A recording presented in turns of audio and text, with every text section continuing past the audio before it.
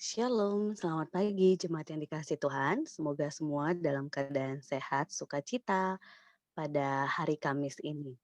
Jemaat yang dikasih Tuhan, perenungan kita terambil dari Mazmur 119, ayatnya yang ke-41 sampai 48. Nanti boleh sempat dibaca secara lengkap, tetapi pada pagi hari ini atau hari ini saya akan menyoroti ayat 41 sampai 42. Saya akan membacakan untuk kita semua. Kiranya kasih setiamu mendatangi aku, ya Tuhan. Keselamatan daripadamu itu sesuai dengan janjimu, supaya aku dapat memberi jawab kepada orang yang mencela aku, sebab aku percaya kepada firman-Mu.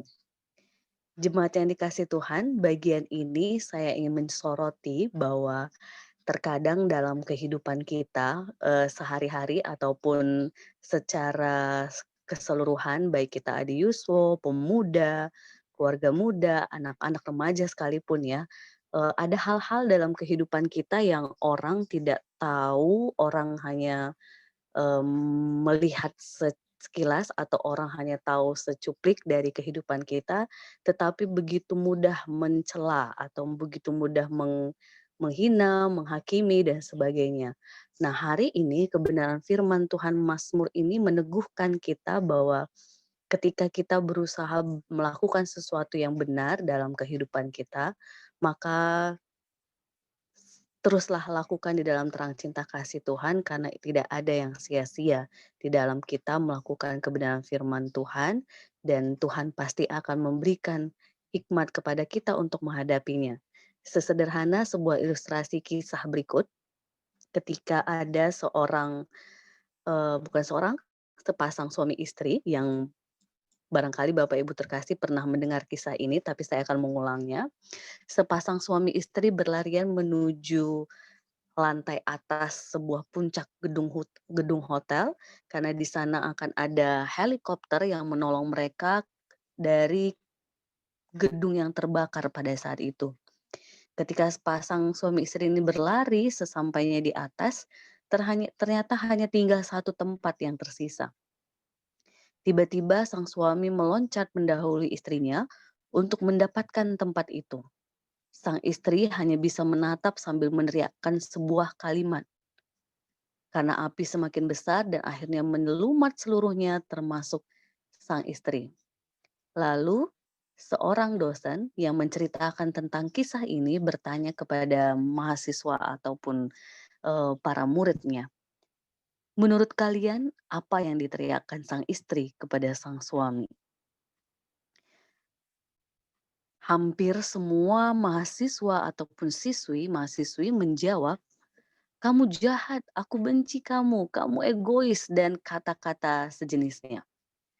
Tetapi di balik semua jawaban mahasiswa-siswi itu, ada seorang mahasiswi yang menjawab lain. Sang istri pasti berteriak, tolong jaga anak kita baik-baik. Dosen itu terkejut dan bertanya, apa kamu sudah pernah mendengar cerita ini sebelumnya?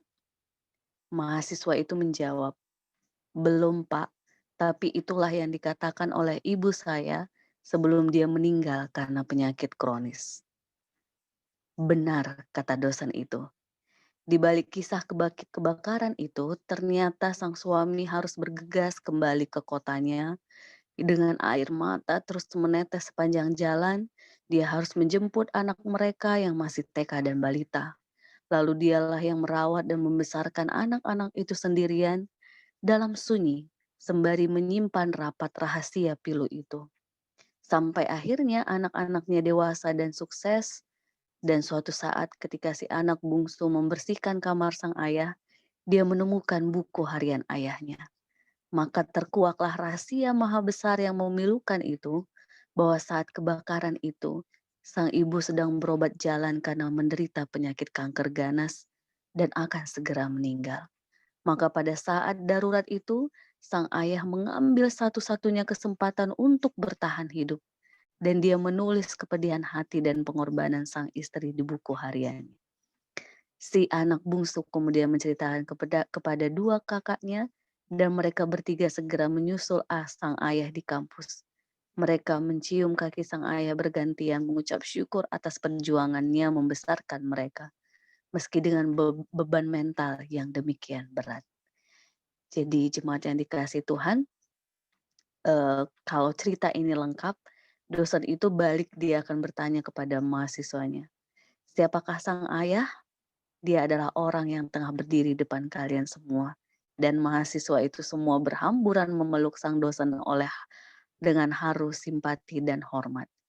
Jadi jemaat yang dikasih Tuhan, dari kisah ini kita melihat bahwa ternyata ada banyak hal di dalam kehidupan kita, di sekitar kita yang kita hanya bisa menilai dari kacamata kita manusia yang tanpa empati, tanpa menyelami apa sebenarnya yang sedang terjadi sehingga tindakan itu yang diambil atau banyak hal di sekitar kita.